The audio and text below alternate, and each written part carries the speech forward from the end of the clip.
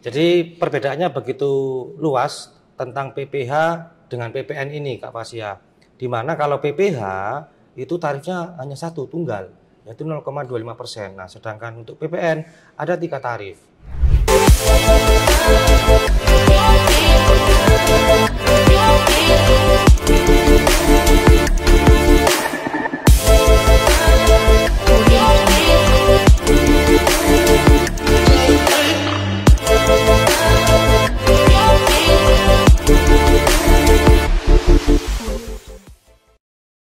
Assalamualaikum warahmatullahi wabarakatuh. Halo kawan pajak semua, selamat datang di Dejapu Podcast. Bersama saya Fasiha, penyuluh dari Kanwil DJP Jakarta Pusat. Episode kali ini kita akan melanjutkan pembahasan terkait dengan Peraturan Menteri Keuangan Nomor 48 Tahun 2023. Bersama saya telah hadir narasumber dari Kanwil DJP Jakarta Pusat, Bang Togar Anarolumban Tobing. Halo Bang, boleh disapa kawan pajak semua Bang? Halo kawan pajak semuanya, jumpa lagi dengan saya Togar Anarolumban Tobing. Baik Bang, kita episode kali ini melanjutkan pembahasan episode sebelumnya terkait PMK 48 tahun 2023 tentang pajak penghasilan dan atau pajak pertambahan nilai atas penjualan atau penyerahan emas perhiasan, emas batangan, perhiasan yang bahan seluruhnya bukan dari emas, batu permata dan atau batu lainnya yang sejenis, serta jasa yang terkait dengan emas perhiasan, emas batangan, perhiasan yang bahan seluruhnya bukan dari emas, dan atau batu permata dan atau batu lainnya yang sejenis yang dilakukan oleh pabrikan emas perhiasan, pedagang emas perhiasan, dan atau pengusaha emas batangan. Dari judulnya aja sudah panjang ya Bang ya? Panjang. Bang Togar izin dulu nih saya mereview sedikit nih pembahasan kita di episode sebelumnya ya Bang ya terkait dengan PPh-nya nih kawan pajak semua.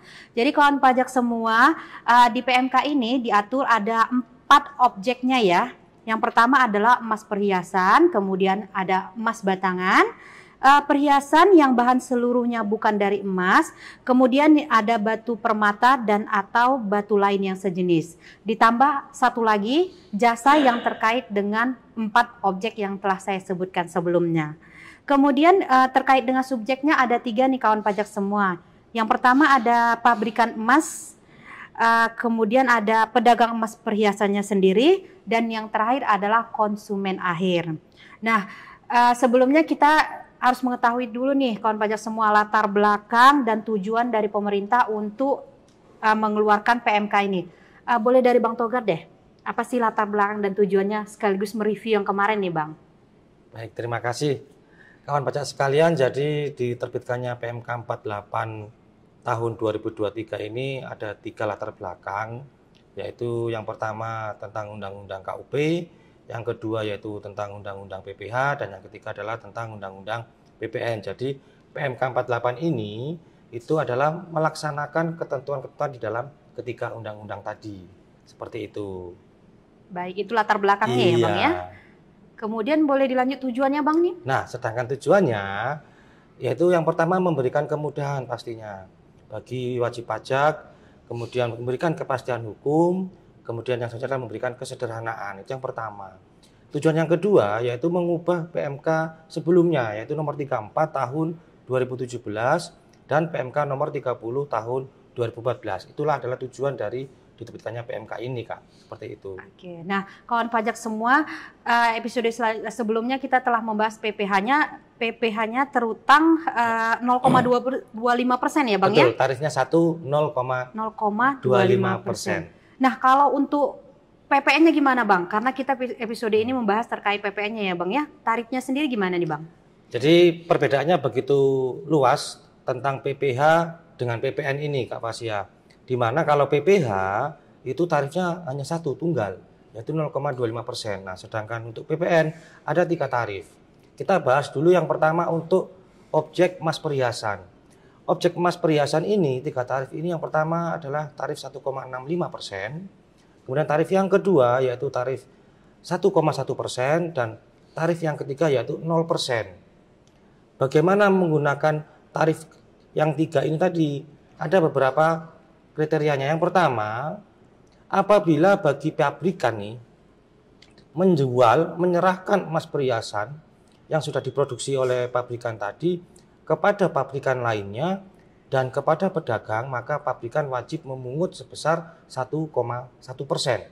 1,1%. Kalau pabrikan jualnya ke pabrikan lain atau ke pedagang, lebih enak kita sebutnya toko gitu ya. Toko. Jual ke toko, itu tarifnya 1,1%. Nah, kalau pabrikan ini jual ke langsung konsumen akhir, maka tarifnya harus 1,65%.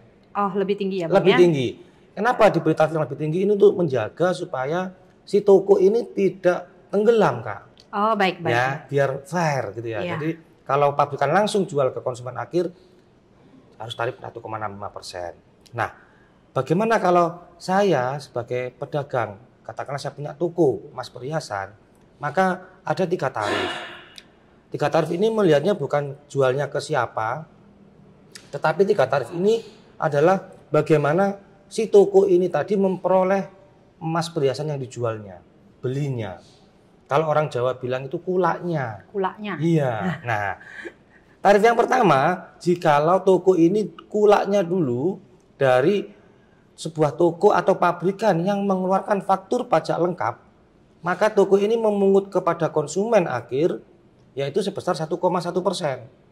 Kalau faktur pajaknya lengkap ya Bang? Iya, Harus waktu digarisbawahi belinya. ya Bang ya? Baik. Waktu baik. belinya. Nah, Oke. kalau toko ini ternyata belinya dari emas perhiasan yang nggak tahu nih asal usulnya dari mana. Asal usulnya dari mana, saya ambil contoh misalnya saya punya emas perhiasan, nggak ada faktur pajaknya karena saya seorang karyawan begitu ya. Saya jual kepada si toko tadi, kemudian sama toko tadi dijual kembali, maka toko wajib memungut sebesar 1,65%. 1,65%. Iya. Kalau si toko ini kulaknya dari toko atau dari orang yang tidak menerbitkan faktur pajak lengkap. Baik, di situ Tuh. perbedaannya ya Bang ya? Perbedaannya itu. Nah, tarif yang ketiga yaitu 0% apabila toko ini, pedagang ini menjual emas perhiasannya ke pabrikan.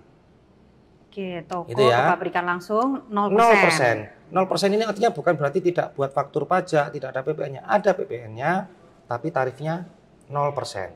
Seperti itu. Jadi ada 3 tarif ya kawan Ada pajak 3 semua tarif. ya terkait dengan objek PPN-nya tadi ya Bang Iya. ya. Nah, tadi kan di awal sudah tahu nih ada 4 objek, kemudian ada 1 yang terkait dengan jasanya. Nah, Ya. kalau jasanya sendiri gimana nih Bang? Tarif PPN-nya? Nah, tadi saya sudah jelaskan objek yang pertama dulu Kak ya, tentang Ya. emas perhiasan. Kalau untuk jasanya, ketika sebuah toko ini memberikan jasa yang terkait 4 objek ini, maka wajib memungut kepada konsumennya yaitu sebesar tarifnya cukup 1 tunggal, yaitu 1,1% untuk jasanya. Oke. Untuk keempat objek ya. Iya. Nah, Artinya sama semua Bang, keempat objek ini tarifnya 1,1%. sama semua 1,1% untuk jasa. Jasa. Untuk barangnya beda-beda. Tadi sudah saya Oke. jelaskan yang emas yang perhiasan. emas perhiasan. Nah, gitu. boleh dilanjut ke emas batangan gimana nih Bang? Nah, kalau emas batangan beda lagi Kak Fasya, kawan pajak semua. Kalau emas batangan itu ada 2 kriteria. Yang satu dijual karena untuk cadangan devisa negara, yang kedua untuk selain cadangan devisa negara. Tarifnya beda, perlakuannya beda. Gitu. Gimana nih Bang? Yang mana dulu nih? Yang emas batangan untuk cadangan devisa negara. Oke, kalau untuk cadangan devisa negara, bagi pengusaha emas batangan tidak dilakukan pemungutan pajak pertambahan nilainya. Artinya emas batangan yang dijual untuk cadangan devisa negara ini itu non BKP. Non BKP khusus untuk cadangan devisa Untuk cadangan negara. devisa negara. Itu dia non BKP. Artinya non BKP itu apa? Si pengusaha ini yang menjual emas batangan tadi nggak usah bikin faktur pajak. Benar-benar tidak ada PPN-nya. Beda tadi yang 0%. Kalau 0% tadi ada PPN-nya tapi 0. Tarifnya 0%. Nah, ini benar-benar nggak ada. Gitu ya. Itu untuk yang dijual karena cadangan devisa negara. Oke. Itu Kak Fasya. Kemudian boleh dilanjut Bang untuk yang perhiasan. Ada lagi satu tadi Kak, yang untuk yang bukan. selain. Oh iya, baik, sorry. Ketika dijual yang untuk selain cadangan devisa negara, ini ada fasilitas kawan pajak sekalian. Fasilitasnya apa? Yaitu PPN-nya tidak dipungut. Tapi ada syaratnya. 3 syarat dan ini syarat kumulatif.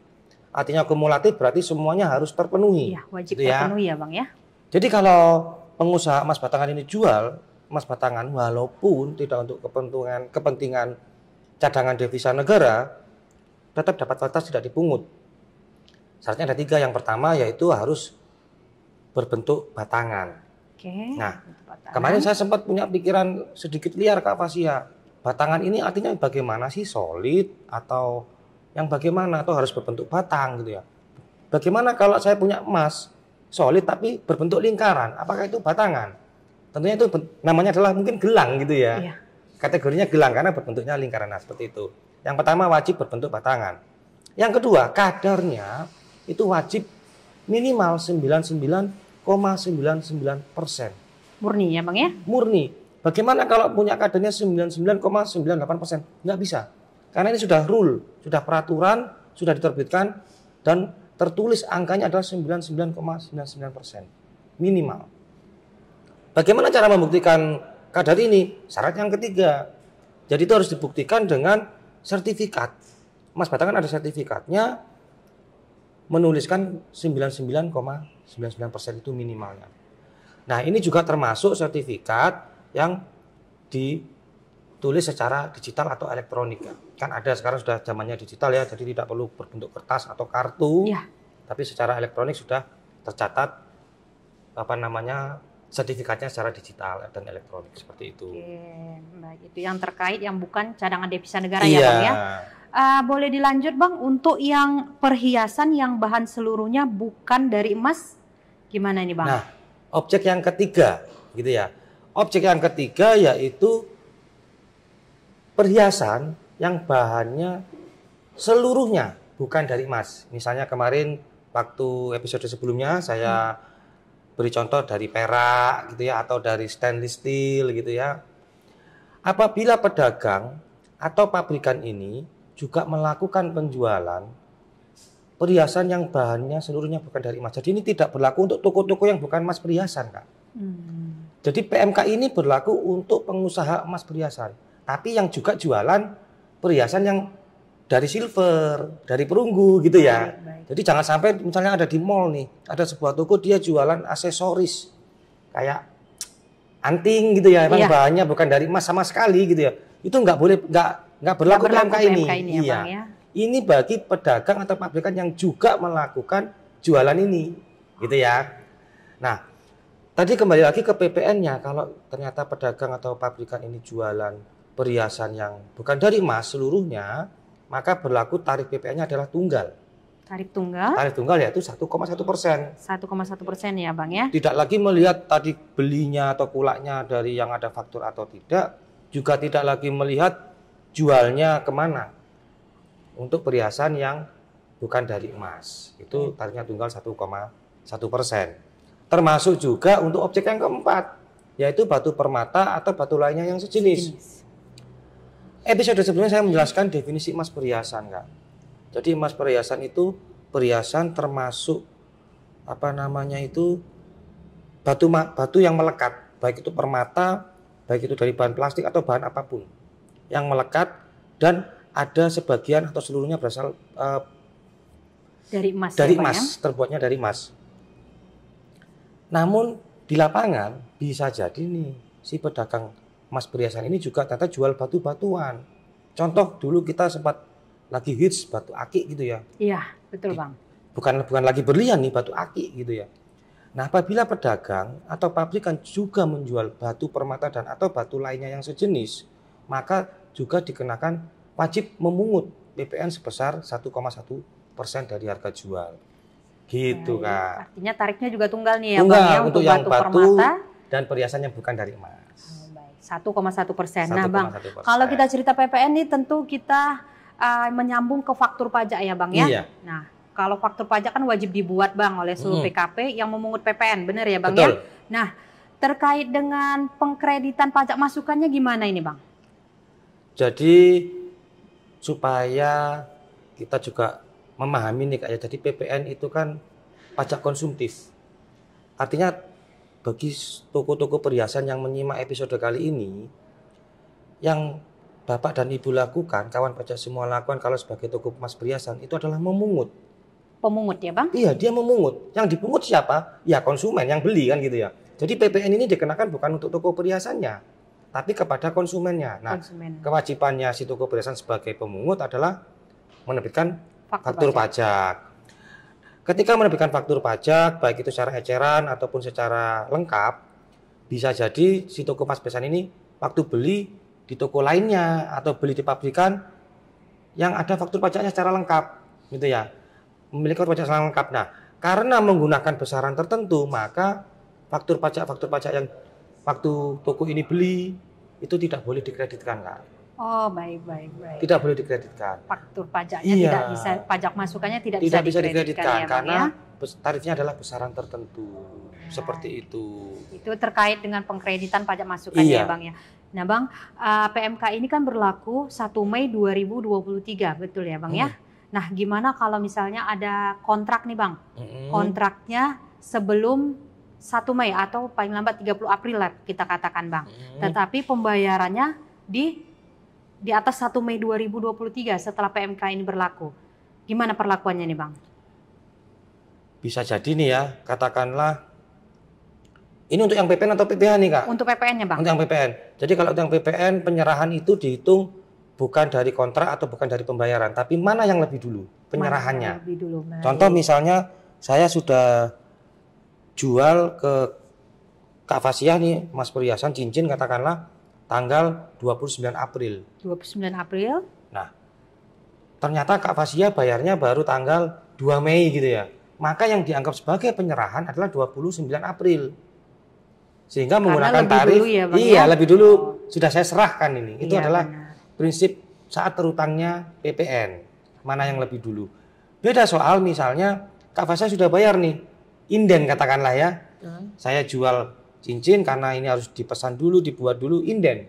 Bayarnya sebelum 1 Mei katakanlah tadi 29 April. Barangnya saya kirim 2 Mei katakanlah. Maka Kak Fasia dipungutnya masih pakai tarif yang lama. Tarif lama ya. Iya. Tarif sebelum PMK 48. Nah, tarifnya berapa? Kemarin waktu episode sebelumnya saya menyampaikan ada diskon nih. Kalau dulu Kak Fasia, Mas perhiasan itu dikenakan tarif adalah 20% kali 10%. Kalau dulu masih tarif PPN 10% ya, sebelum Undang-Undang HPP. Sehingga dikenakan tarif 2%. Nah, ketika Undang-Undang HPP berlaku, tarifnya 20% dikali 11%, 2,2%. Itu dulu, Kak. Dengan adanya PMK ini hanya 1,1%. Ya. Diskonnya 50%. Baik. Lengkap sekali ya kawan pajak. Ada tambahan lagi, Bang, terkait dengan PMK ini? Ada nih, Kak, yang bertanya misalnya nih, saya kan pakai 3 tarif.